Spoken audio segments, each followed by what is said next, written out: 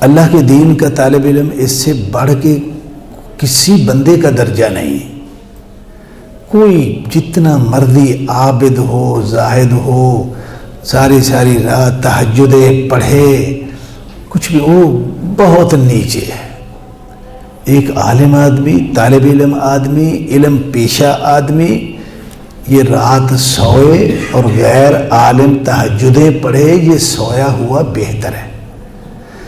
تو اس لیے اللہ کی زمین پہ بھائی ان سے یہ وراثت الانبیاء ہیں، تو نبی کی وراثت کے بعد اس سے اونچا منصب شرف کیا ہوگا بھائی؟ نہیں ہو سکتا۔ تو اتنا بڑا منصب رکھنے والے آدمی کو اپنے منصب کے مطابق ہی اس کو بڑا عالی الظرف اور سب سے زیادہ ذمہ دار، دینی علمی معاملات میں سب سے زیادہ غیور اسی کو ہی ہونا چاہیے۔ اور اگر اس میں یہ صفتیں نہیں ہیں تو اس کا مطلب یہ ہے کہ وہ اپنے منصب کو نہ سمجھا ہے، نہ اس سے وفاداری کر رہا ہے۔ تو ایک تو عمومی طور پہ میں یہ سب طالب علموں سے گزارش کروں گا کہ بھائی فی زمانہ، بلکہ ہر زمانے میں ہی طالب علم، دین کا طالب علم، وہ بہت مصروف طالب علم ہے، دن رات مصروف طالب علم ہے۔ جس زمانے میں یہ ذمہ دار طالب علم ہوا کرتے تھے نا، کہ ان کی راتیں بھی علم میں اور دن بھی، وہ بھوکے بھی علم میں اور پیاسے بھی علم میں، تو دیکھیے کہ کتنی برکتیں ہوئیں، کتنا علم ہے جو اللہ کی زمین پہ مارد وجود میں آیا۔ حدیث میں کتابیں لکھی گئیں، تفسیر میں لکھی گئیں اور وغیرہ، اتنا مواد کہ اگر سارا لکھا ہوا ہمارے سامنے اگر آ جائے نا تو ہم ویسے ہی جو ہے نا وہ پریشان ہو جائیں کہ یار اتنا کیسے کسی نے لکھا۔ لیکن وہ ذمہ دار لوگ تھے، ہم ذمہ دار نہیں ہیں، جس کی وجہ سے نہ آج کوئی اچھا مدرس پیدا ہو رہا ہے، نہ اچھا مؤلف پیدا ہو رہا ہے، نہ کسی میں نقد اور تجزیے کی صلاحیت موجود ہے کہ وہ رطب و یابس کے درمیان کوئی فرق کر سکے، کوئی چھان پھٹک کر سکے کہ یہ ردی ہے، مزیف ہے، یہ جید ہے، صالح ہے، طیب ہے۔ تو یہاں تک جو ہے نا وہ یعنی ایک افسوسناک حد تک ہمارا جو ہے نا وہ علمی معیار جو ہے نا وہ گر چکا ہے۔ تو ایک تو میں گزارش یہ کروں گا کہ جس مرحلے میں بھی ہیں آپ اپنی ذمہ داری کو پہچانیں، نہیں تو اپنے اس عہدے اور عہد کے ساتھ خیانت ہوگی جس کے لیے اللہ تعالیٰ نے ہمیں خود متعین کر لیا، اور ہمیں ادراک ہی ساری زندگی نہ ہو کہ ہمارے ساتھ اللہ نے جو ہے نا وہ رحمتیں کیا کی ہیں، تو یہ کتنی جو ہے وہ گھاٹے والی بات ہوگی۔ دوسرا ایک اور چیز ہے، میں اس پہ توجہ آپ کی دلانا چاہتا ہوں۔ دیکھو اللہ کے رسول صلی اللہ علیہ وسلم نے یہ فرمایا کہ قیامت کی جملہ قیامت کی نشانیوں میں سے ایک یہ بھی ہے کہ یرفع العلم ویکثر الجہل، علم اٹھ جائے گا اور جہالت بڑھتی چلی جائے گی۔ یہ پڑھتے ہیں، میں کوئی نئی حدیث نہیں آپ کو سنا رہا، آپ نے سنی ہوئی ہے آپ لوگوں نے، لیکن ہمیں اتنا بھی شعور نہیں ہے کہ ہم اس کو سمجھنے کی کوشش کریں۔ بھائی اگر علم یہاں سے اٹھے گا تو اس کا کوئی ذمہ دار تو ہوگا نا، کسی کی غیر ذمہ دارانہ رویے کی وجہ سے علم اٹھے گا نا، ایسے تو نہیں اٹھ جانا۔ کتابیں تو نہیں اٹھیں گی کہ صبح آپ نے دیکھا مکتبے میں کتاب ہی کوئی نہیں، وہ ساری کی ساری اوپر اٹھ گئی ہیں، ایسے تو نہیں ہوگا۔ تو یہ کیسے ہوگا؟ میں اس پہ بھی تھوڑی سی جو ہے نا وہ توجہ دلا دوں۔ دیکھو 3-4 طبقے ایسے ہیں جو اس جرم کے شکار ہوتے ہیں، شعوری طور پہ یا لاشعوری طور پہ۔ سب سے پہلے تو مسلمان گھرانوں کے والدین یہ مجرم ہیں۔ اگر وہ بچے ہی وقف نہیں کریں گے، مدارس میں بھیجیں گے نہیں، تو مدارس والے کس کو پڑھائیں گے؟ سب سے پہلے جو خام مال ہے وہ تو یہی ہے نا. اگر آپ کو خام مال ہی نہیں مل رہا ہے تو آپ آگے آپ نے جو ہے نا وہ پیداوار جو ہے وہ کس چیز کی کرنی ہے آپ نے. تو اس لیے فی زمانہ اسلامی معاشرے میں وہ خاندان، وہ گھر جو اپنے بچوں کو شروع سے ہی انہوں نے نیت بنائی ہوئی ہوتی ہے کہ ہم نے اس کو انجینئر بنانا ہے، ڈاکٹر بنانا ہے، اس کو جو ہے نا ہم نے پائلٹ بنانا ہے، وزیر اعظم بنانا ہے، جیسی جو ہے وہ والد کی سوچ ہے وہ اسی حساب سے وہ اپنے بچے کے بارے میں بھی جو ہے نا وہ جذبات رکھتا ہے، اسی لائن پہ اس کو چڑھانے کی کوشش کرتا ہے اس کو. تو میں یہ کہہ سکتا ہوں کہ جس زمانے میں ہم ہیں، اس زمانے میں اگر کثیر تعداد میں لوگ اگر اپنے بچوں کو دینی مدارس سے ہٹا رہے ہیں، ادھر نہیں داخل کرا رہے، ادھر نہیں بھیج رہے، ادھر نہیں دلچسپی لے رہے، اس تعلیم کو جو ہے وہ اپنی ترقی اور اپنی جو ہے نا وہ اعلیٰ سوسائٹی کے آدمی شمار ہونے میں رکاوٹ جو ہے نا وہ تصور کر رہے ہیں، تو یہ مجرم ہیں. سب سے پہلے یہ مجرم لوگ اللہ تعالیٰ نے پوچھنا ہے، ان سے پکڑنا ہے ان کو، اللہ تعالیٰ نے نہیں بچیں گے جی. اس کے بعد باری آ جاتی ہے ہماری، جن میں مدرسہ شامل ہے، استاذ بھی شامل ہے، طالب علم بھی شامل ہے. اب آگے بھیج دیا لوگوں نے بچوں کو ابتغاء لوجہ اللہ، وہ چھوڑ آئے مدرسے میں. اب اگر یہ علم اٹھے گا کیسے؟ میں اس کی نشاندہی کر رہا ہوں آپ کو، حقیقی واقعاتی. اب اگر کسی مدرسے کا دینی نصاب ہی کمزور ہے، والراسخون فی العلم، اس کے تقاضے پورے کرنے کے لیے مدرسے والوں نے اپنا نصاب اس معیار کا رکھا ہی، اوپر سے نیچے آ گئے نا. جتنا آپ نیچے آئے ہیں اتنا سمجھیں آپ کہ آپ نے اتنا علم اٹھا دیا. آپ نے یہ چھت ہے، اب نیچے آپ رہیں گے تو پھر اوپر والا تو نہیں نا، آپ چھوڑ دیا نا آپ نے.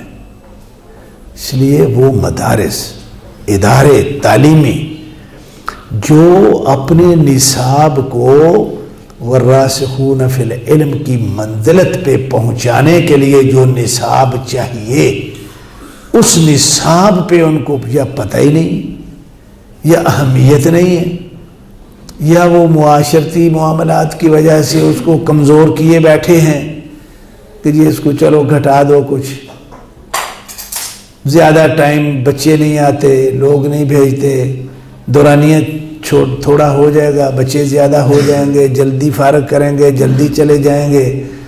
بھائی آپ کر لیں جلدی، ہے کسی نے روکا ہے آپ؟ اور یہ جلدیاں کرنے والے کرتے بھی ہیں. لیکن اس جلدی میں آپ نے کیا کیا؟ کبھی آپ نے سوچا کہ آپ نے کیا کھویا اس جلدی میں؟ اس جلد بازی میں آپ نے 1000 طالب علم فارغ کیے. اگر یہ جلدی کیے بغیر اگر آپ ایک طالب علم کام کا والراسخون فی العلم، یہ ایک جو ہے وہ 1000 پہ بھاری ہے. تو اس لیے میں یہ تعلیمی ادارے مدارس سے میں گزارش کروں گا کہ خدا کے لیے آپ اپنے اداروں میں وہ چلو تم ادھر کی جدھر کی ہوا ہو اسی کو پورا کرنے کی بجائے طالب علم کو اعلیٰ ترین راسخ فی العلم، علم میں بھی تقوی میں بھی پوری طرح تیار کرنے کے جو لوازمات ہیں، جو اسباب تعلیم ہیں، وہ اسباب تعلیم اپنے اداروں میں پورے کرو. اب ایک ادارہ ہے اس میں اگر مکتبہ ہی نہیں ہے، میں ایک سوال ہے، کتب خانہ ہی نہیں ہے. مکتبے کا مطلب یہ ہے کہ آپ کو کیا کرنا ہے؟ علم حدیث ہے، فقہ ہے، اصول ہے، رجال ہے، یہ جتنے بھی علوم ہیں ان کے کامل ترین لازم جتنے بھی مصادر ہیں وہ سارے آپ کے پاس ہونے چاہیے. اگر آپ کا مکتبہ ہی ناقص ہے، اس پہ آپ کی توجہ نہیں ہے، تو بھی آپ نے وہ یرفع العلم میں خاصا حصہ ڈال دیا، وافر دل کھول کے چندہ دے دیا آپ نے کہ علم جو ہے نا وہ اٹھ جائے تو اچھی بات ہے. یہ ایسی بات ہے کہ جس کا ہمیں شعور نہیں ہے، بد نیت نہیں ہے ہم، لیکن ہم جو بھی کر رہے ہیں نیک نیتی سے کر رہے ہیں اچھے، لیکن اس کا پتہ نہیں ہے کہ یہ جو کر رہے ہیں اس کے جو خطرناک پہلو ہیں وہ کیا. تو ایک تو یہ اداروں کا جو ہے نا وہ مسئلہ ہے. اس کے بعد باقی بچتے ہیں دو طبقے باقی بچتے ہیں جو رفع العلم کا باعث ہے اور کثرت جہل کا جو ہے نا جو باعث ہے، وہ ہے ایک مدرس اور ایک طالب علم. اب اگر مدرس جو ہے اس نے بھی جو اپنی تدریس ہے وہ ڈنگ ٹپاؤ کام کے لیے رکھی ہوئی ہے، تو یہ بتائیے کہ یہ کیا کر رہا ہے. ادارے نے بھی سب کچھ دیا، وظیفہ بھی دیا، بڑی اچھی بلڈنگ بھی دی، سارے انہوں نے حق ادا کر دیا. اب مسئلہ آ جاتا ہے آ کے کس کا؟ ٹیچر کا، جو مدرس ہے. اگر مدرس نے، اور یہ میں آپ کو بات بتا رہا ہوں بڑا واضح طور پہ، آپ میں سے کئی مدرس ہوں گے بھی، کئیوں نے بننا ہے انشاءاللہ تعالی. بھائی مدرس، ہر وہ مدرس جس کا صرف یہی ہے کہ بھائی میرا ادارے کے ساتھ 5 6 7 8 سبق پڑھانے کا ایگریمنٹ ہے، یہ اسباق میں نے پڑھانے ہیں اور اس پہ انہوں نے مجھے یہ معاوضہ ہے طے کیا ہے، بھائی میں اسباق میں پڑھا رہا ہوں، ٹھیک ہے. لیکن کیا اتنا کافی ہے؟ اتنا کافی ہے کہ آپ نے سبق پڑھا دی؟ نہیں. یہاں پہ ایک منزلت اور بھی ہے. ایک ہے طالب علم کو میں نے اسباق پڑھا چھوڑنے ہیں، یہاں تک آپ کی جو روزی ہے وہ حلال ہو گئی ہے. لیکن مسئلہ وہ جو یکسر الجہل اور یلفع العلم کا ہے، اس کے سامنے جو بند باندھنا ہے وہ آپ نے باندھا، وہ نہیں باندھا ابھی، آپ نے ٹمپریری سا باندھا ہے، وہ کسی وقت ٹوٹ سکتا ہے. استاذ کو پڑھانے کے ساتھ ساتھ یہ جذبات رکھنے چاہیے کہ میں نے اپنے طالب علم کو یہ کچھ بنا کے چھوڑنا ہے. اس میں آپ کوئی فرق سمجھ آ رہا ہے بھائیوں کو؟ ایک ہے کہ میں نے پڑھا چھوڑنا ہے، چلو ٹھیک ہے سبق ہے میں پڑھا رہا ہوں، نہیں. ایک یہ ہے کہ استاذ نے ایک اپنے اسٹوڈنٹ کے لیے ایک بڑی اونچی جگہ پہ جو ہے کسی نہ کسی ستارے پہ جو ہے نا اس نے نشان لگایا ہوا کہ میں نے اپنے اسٹوڈنٹ کو کیا کرنا ہے، وہاں تک میں نے اس کو پہنچا کے چھوڑنا ہے. یہ استاد جو ہے نا یہ صحیح استاذ ہے. اور دیکھیے یہاں آپ ایک بات اور سمجھ لیجئے، آپ تو حدیث کے طالب علم بھی حدیث کے، استاد بھی حدیث کے ہیں. میں تو عرصہ سے میں حدیث پڑھانا مجھے جو ہے نا وہ موقع نہیں ملا. اللہ کے رسول صلی اللہ علیہ وسلم سے صحیح بخاری میں ایک روایت ہے جس کا خلاصہ یہ ہے، کوئی بندہ، ترجمہ یہ ہے، اللہ تعالیٰ فرما رہے ہیں کوئی بندہ میرے ساتھ محبت، تقرب اور قربت کی راہ پہ اس وقت تک نہیں چل سکتا جب تک کہ وہ فرائض کو پورا نہیں کرتا. یہ ایک منزلت ہے جو بتا دی. اب ایک آدمی ہے، مسلمان ہیں، وہ 5 نمازیں تو اچھی طرح پڑھتا. ان نمازوں کی وجہ سے وہ کیا بنا؟ اس تدرج کو، اس حدیث کا مطالعہ کیجیے خدا کے لیے. وہ کیا بنا جی؟ فرائض کی ادائیگی میں اب اللہ کے ہاں وہ نامنظور، نامقبول یا مغضوب علیہ نہیں رہا، اللہ کی محبت میں داخل ہو گیا، اس روڈ پہ چڑھ گیا ہے جو آگے پھر جاتی ہے اللہ تعالیٰ کے تقرب میں جو ہے نا. اچھا، اگلا جو جملہ ہے نا اس پہ بڑا غور کریں بھائی. آگے فرمایا کہ بندہ جو ہے ما زال العبد یتقرب الی بالنوافل، یعنی یہ دو مرتبے جو ہے نا تعلق اور تقرب کے، یہ اللہ رب العالمین نے بتا دیے کہ دیکھو فرائض تک محدود رہو گے تو ٹھیک ہو، تم اچھے بندے ہو، اچھے ہو، تم مومن، اچھے مومن. لیکن ایک ہے کہ اللہ والا بننا، یہ منزلت بڑی آگے کی ہے. یہ کس سے حاصل ہوتی ہے اس حدیث کے مطابق؟ نوافل سے ہوتی ہے. ایسی سمجھ بات؟ اچھا بھائی، میری جو سمجھ ہے، میری جو تفقہ فی الدین ہے، وہ یہ ہے کہ یہ ایک مثال ہے. یہ ایک کہ اس میں مثال میں جس کو بنیاد بنایا گیا، وہ کس کو بنایا گیا؟ نماز کو. لیکن اعتبار اس کا ہر معاملہ میں ہے. آپ مدرس ہیں تو یہاں بھی وہ بات چلے گی. اگر جتنا ایگریمنٹ ہے اس کے مطابق آپ سب اسباق جو ہے نا وہ پڑھا رہے ہیں، پڑھا کے جا رہے ہیں آپ، تو یہ وہی ہے کہ کم از کم آپ نے جو ہے نا وہ فریضہ ادا کر دیا.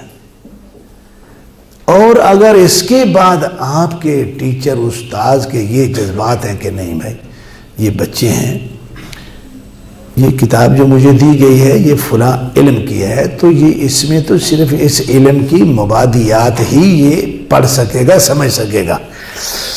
مثلا میرے پاس جو ہے نا وہ اصول فقہ کا مادہ ہے، تو میں کوئی بھی کتاب جو ہے نا ادارے نے مجھے دے دی، میں نے پڑھا دی، تو یہ فریضہ ادا ہو گیا. لیکن اگر میں یہ کروں، نہیں بھائی میں نے اپنے طالب علم کو اس فن کا ماہر بنانا، یہ اس میں جو ہے نا وہ نوافل کا کردار ادا کرنا پڑے گا. اضافی محنت، اضافی جو ہے وہ مغز ماری یہ کرنا پڑے گی اس کو. یہ جو اب اس مرحلے پہ جو آدمی ہے نوافل، اب اس کے کیا درجات ہیں، وہ پھر اللہ کا کیا بنتا ہے. اگلا متن کسی کو یاد ہے تو پڑھیے.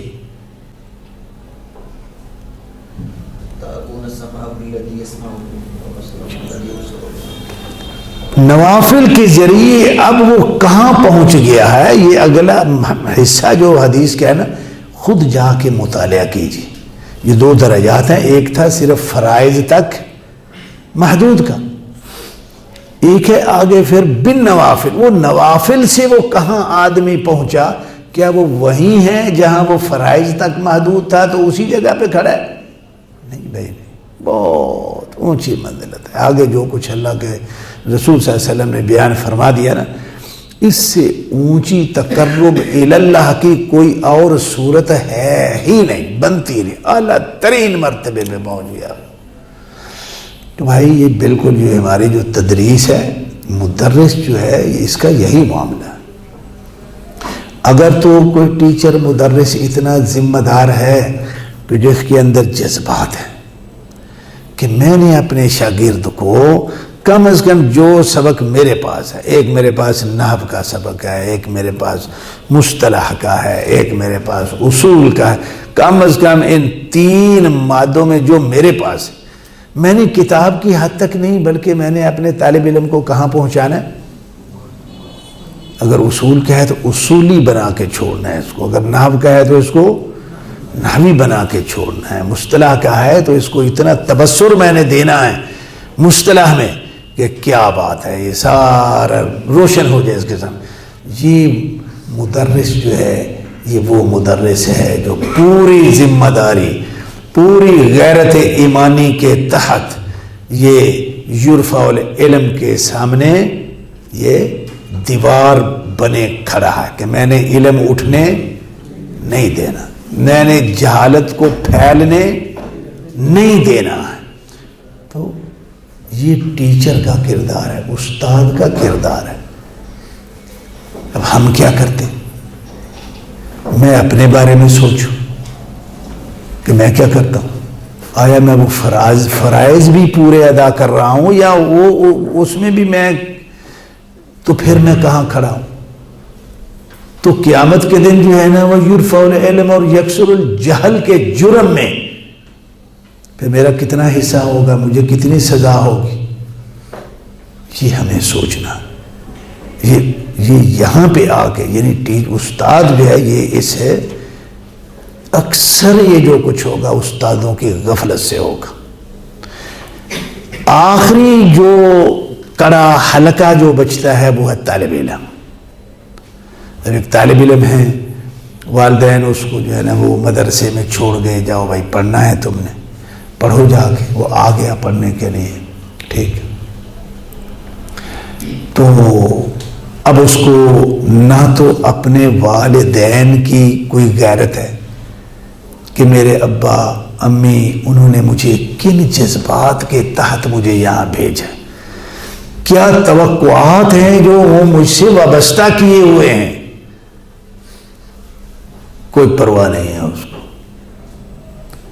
وہ نہیں پڑھتا، کوئی دلچسپی نہیں ہے اس کو۔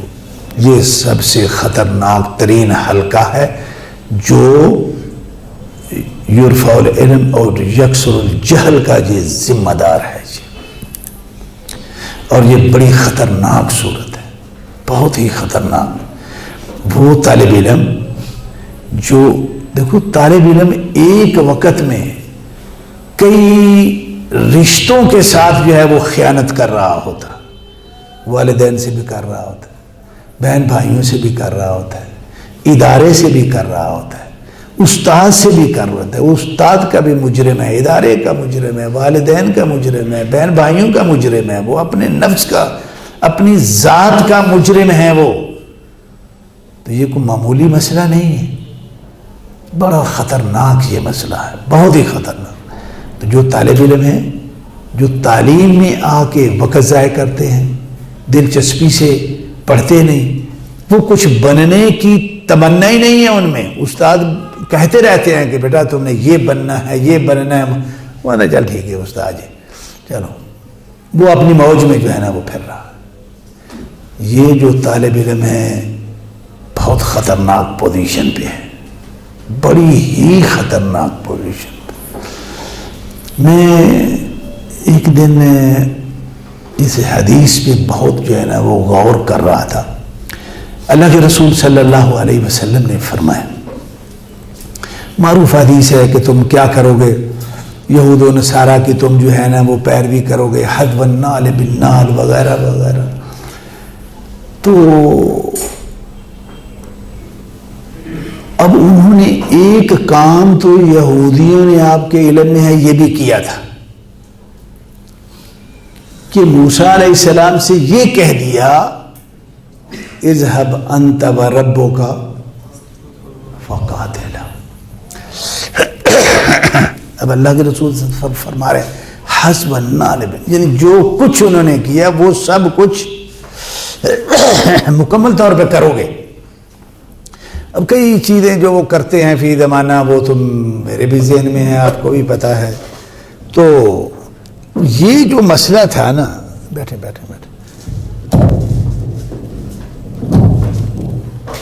اس میں آ کے جو ہے نا وہ میرے دماغ کی سوئی جو ہے نا وہ اٹک گئی کہ یار یہ امت نے کب کیا ہے یا نہیں کیا۔ اذهب انت وربک فقاتلا۔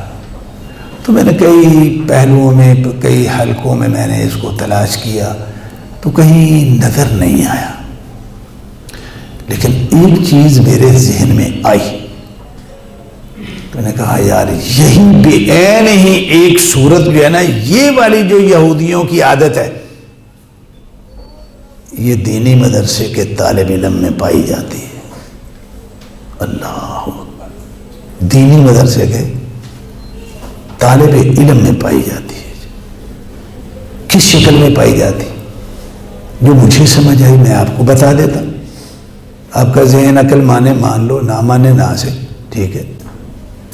کہ وہ طالب علم جو مدرسے میں آیا، یہاں کی سہولیات ساری لے رہا ہے، کلاس میں جاتا بھی ہے، استاد نے اچھی طرح سبق پڑھا بھی دیا، سمجھا بھی دیا، اس کو سمجھنے سے بھی کوئی غرض نہیں ہے، اس کو یاد رکھنے سے بھی کوئی غرض نہیں ہے. تو یہ بے عین ہی اپنے استاد سے یہی کہہ رہا ہے کہ استاد جی تسی آپ ہی پڑھ لو، آپ ہی یاد کر لو، میں تو اتنے بیٹھا روٹی شوٹی کھاواں گا، موج کراں گا. یہ وہی صورت بنتی ہے میری عقل کے مطابق. آپ کو کیا رہا ہے مجھے نہیں پتا، آپ آزاد ہیں، میں آپ کو پابند تو نہیں کر سکتا. تو بہت خوفناک سی جو ہے نا وہ صورت ابھری. یقینی بات ہے کہ یار یہ دیکھو یہودیوں کا جو بدترین فعل تھا، آپ ان کا جو بدترین فعل ہے نا، آپ ان کی بری عادات، برے اقوال، بری فطرت کے جو مظاہر ہیں، یہ اذهب انت وربک فقاتلا سے بڑھ کے میرے خیال میں کوئی برا کام نہیں انہوں نے کیا. سب سے بدترین جو انہوں نے کہ سیدھا اللہ کو بھی اور نبی کو بھی جواب دے دیا، اذهب انت وربک فقاتلا انا ہاہنا قاعدون. بدترین جو کردار یہودی کا اس کائنات میں جو دیکھا ہے کسی نے وہ یہی. اب دیکھو یہ بڑے کتنا افسوسناک بات ہے کہ یہودی کی بدترین خصلت اور مظہر جو ہے وہ اس امت میں کہاں نظر آ رہا ہے؟ بھائی جب اللہ کے رسول نے فرما دیا بالکل حذو النال بالنال، اس کا مطلب کیا کہ جو کچھ انہوں نے کیا وہ سب کچھ یہ امت، تو انہوں نے یہ بھی کیا تھا یا نہیں کیا تھا؟ تو یہ اسی میں یہ بھی آتا ہے یا نہیں آتا؟ نہیں، یہ کاٹ کے باہر رکھ دے. تو وہ حذو النال بالنال کیسے ہوگا؟ یہ کاٹ کے باہر رکھ دے. تو یہ جو طالب علم ہے ان کی بڑی ذمہ داریاں ہیں. بھائی دھیان سے سمجھو، پڑھو، استاذ کو کسی اذیت میں مبتلا مت کرو. بلکہ میرے علم میں نام نہیں میں لینا چاہتا، ہماری جماعت کے بہت بڑے بزرگ مدرس عالم، یعنی جو اول درجے کے جو علماء صالحین ان میں ان کا شمار ہوتا. بڑے مدرسے میں وہ پڑھاتے ہیں. صد کے بعد میں نے ان کی وہاں ہم نے اسی مسائل کو ڈسکس کیا. میں نے کہا حضرت بات ایسی ہے کہ ایک بات کی مجھے سمجھ نہیں آ رہی کہ آپ اتنے بڑے مرکز میں ہیں، وہاں یعنی اول درجے کے جو اساتذہ ہیں علم میں، بزرگی میں، عمل میں، ان کی کثرت وہاں موجود ہے، لیکن بڑے معیاری طالب علم وہاں سے نہیں نکلتے. اس کی کیا وجہ ہے؟ انہوں نے جو جواب دیا یقین کرو بہت دل دکھا. انہوں نے کہا آپ صاحب یقین کرو سمجھا کے تھک جانے یہ یاد ہی نہیں کرتے، اسی کی کریے. اس رویے کے جو طالب علم ہے، مجھے یہ بتائیے، یہ تو بڑے بڑے جو قابل اساتذہ ہوتے ہیں نا، ان کو بھی جو ہے وہ بددل کر کے مایوسی کی دلدل میں جو ہے نا وہ دھکیل دیتے ہیں. تو کیا سمجھتے ہیں کہ یہ چھوٹا مجرم ہے یہ طالب علم کہ جن سے ستا ہوا استاد بھی آکھے کہ یار انہاں سر کھپائی دا کوئی فائدہ نہیں، نامرادہ نہ یار آخ آ کے تھک گئے ہیں، سمجھا کے تھک گئے ہیں، نہیں پڑھتے، نہیں بنتے کچھ.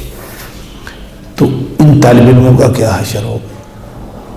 تو بھائی غلط فہمیوں میں مت رہیں، میں بھی آپ بھی، کہ جی ہم عالم ہوتے ہیں، ہم مدرس ہوتے ہیں، ہم تو بڑا کچھ بھی نہیں کر رہے یار۔ ہم اگر ہم اپنے معاشرہ کو راسخ فی العلم جید اعلیٰ ترین مرتبے کے محدث نہیں دے رہے، فقیہ نہیں دے رہے، اصولی نہیں دے رہے، تو کی کر رہے ہیں؟ ایسے کیا کر رہے ہیں؟ اس بات پہ بڑی توجہ دیں، بہت توجہ دیں۔ یہاں اس کمرے میں ادارہ بھی بیٹھا ہوا ہے، آپ میں سے کوئی استاد ہے یا نہیں مجھے نہیں پتا، تو کم از کم میں مدرس بھی بیٹھا ہوا ہوں اور طالب علم بھی بیٹھے ہوئے ہیں۔ چوتھا طبقہ بچوں کے والدین صرف وہی نہیں ہے نا یہاں پہ، ہمیں 3 حلقوں اور طبقوں کو اپنی ذمہ داری کا جتنا احساس کرنا چاہیے ہم اتنا احساس نہیں کر رہے۔ تو اس لیے بھائیوں، کم از کم آج کے مجلس میں یہ نصیحت کروں گا کہ اس پہ ذرا توجہ دیجیے۔ طالب علم وہ طالب علم بنے جس کا یہ عزم ہو کہ میں نے اس کے سامنے ایک نشان ہونا چاہیے، میں نے امام بخاری بننا ہے، میں نے امام مسلم بننا ہے، میں نے ابو ہریرہ بننا ہے رضی اللہ تعالیٰ۔ اللہ سے دعا کرے بھئی اللہ ایک ہی ابو ہریرہ بناتا ہے، اللہ کی قدرت میں ایک ہی بخاری تھا؟ نہیں، وہ رنگ بدلے گا، ڈھنگ بدلے گا اور ان سے بھی اونچا آپ کو بنا دے گا۔ 100% وہ نقل تو مارتا ہی نہیں، اس فنکار کی جو ہے نا یہ فنی استعداد، فکر، قدرت کے یہ خلاف ہے۔ کام آپ وہی کریں گے لیکن شکل کیا ہوگی؟ بلکہ کام اس سے بھی آج کسی بخاری کی ضرورت نہیں ہے، آج کسی ابن تیمیہ کی ضرورت نہیں ہے، آج کا معاشرہ کسی شافعی، کسی احمد، کسی مالک رحمت اللہ علیہم اجمعین ان کا محتاج نہیں ہے، بلکہ پہلے سے بھی زیادہ ہے۔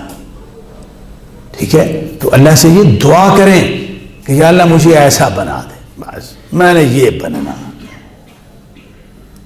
اور میرے نزدیک امام بخاری رحمت اللہ علیہ، جتنا میں نے اماموں کو پڑھا ہے، جو میری تحقیق ہے بالتقابل موازنہ میں نے جتنا کیا ہے، امت محمدیہ صلی اللہ علیہ وسلم مجتہد مطلق جس کو آپ کہتے ہیں، اصولی لوگوں سے پوچھو کہ مجتہد مطلق جو ہے نا وہ کیا ہوتا، اگر حقیقتاً مجتہد مطلق کا اطلاق جتنا امام بخاری پہ فٹ ہوتا ہے کسی اور پہ نہیں ہوتا۔ میں نے ان سارے اماموں کو پڑھا میں نے، لیکن بخاری واحد امام ہے، اس کی جو صحیح بخاری ہے اس کے اندر جتنی علوم کو امام بخاری نے کوئی علم چھوڑا نہیں کہ جس پہ امام بخاری رحمت اللہ علیہ نے اس کتاب میں جو ہے نا اس کے خد و خال واضح نہ کیے ہو۔ اب عقیدے میں جائیں تو جتنی دقت کے ساتھ، جتنی گہرائی کے ساتھ امام بخاری رحمت اللہ علیہ نے سلفی عقیدے کو کتاب الایمان میں، توحید میں جن دقیق ترین استدلالات کی بنیاد پہ جو ہے نا اس کو سلجھایا ہے، اتنا کسی نے نہیں سلجھایا، کسی نے نہیں سلجھایا۔ اور عقیدے کا جو مضمون ہے یہ سب سے پیچیدہ مضمون ہے۔ تمہارا یہ مضمون ایسے ضمناً ایک بات آ گئی اس تناظر میں کہ آپ کیا کریں، آپ بھائی دعا کی کوئی بنائیں، کوئی منزل بنائیں کہ میں نے وہاں تک پہنچنا ہے، میں نے اللہ سے مدد مانگیے اور اس کے مطابق محنت کیجئے۔ ناممکن ہے کہ آپ وہاں تک نہ پہنچ سکیں، ناممکن ہے، ضرور پہنچیں گے۔ اگر اللہ کی مرضی ایسے ہی ہے کہ اس نے وہاں تک نہیں پہنچایا تو بھائی یہ بات یقینی ہے کہ وہاں تک پہنچنے والوں کا جو اللہ کے ہاں اجر بنتا ہے وہ اجر آپ کو ضرور مل جائے گا.